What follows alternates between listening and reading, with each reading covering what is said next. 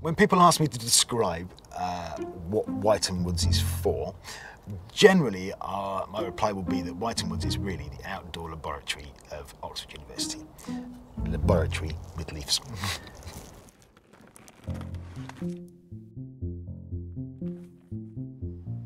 It's now one of the most studied woods in the world.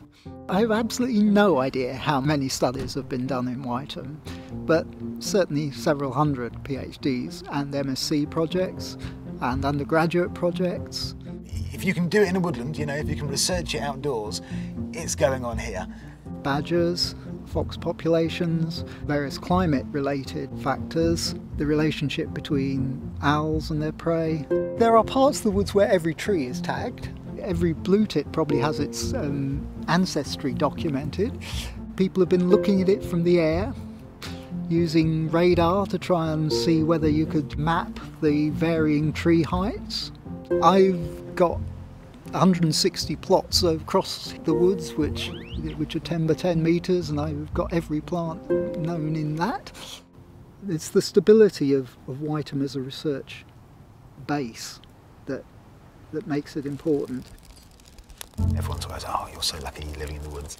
Before I really got to know anybody that worked here, it turns out that I'd read loads of their work. You're reading somebody's work and thinking, oh, how cool would it be to meet this person?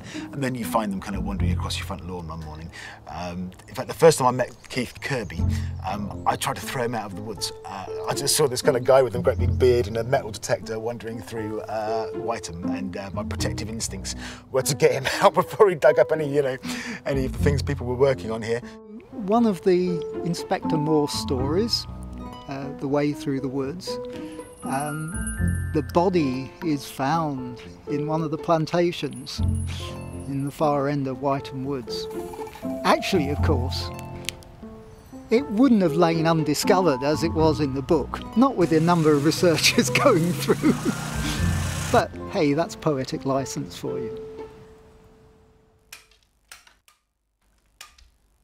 The kind of interaction between woodlands and people in England has been going on for absolutely ever, because that's how we make our living here, you know. So it's our larder, you know, it's our food, it's our fuel store, you know, it's where our art comes from, you know, all of those things we've always done.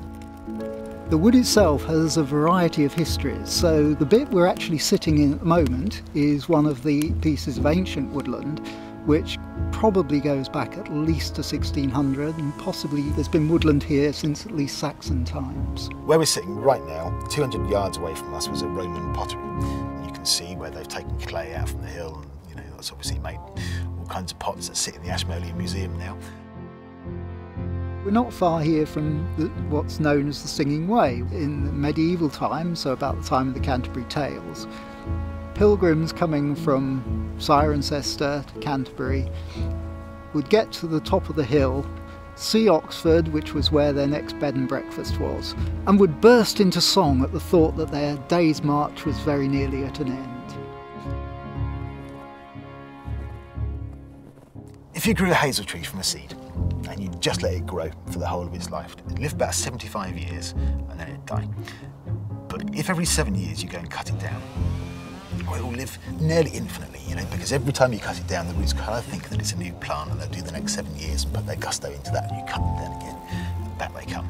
So some of the trees that you see here have probably been worked by probably 10, 12 generations of woodsmen. Nothing about this hill is untouched by history. It's absolutely active and alive.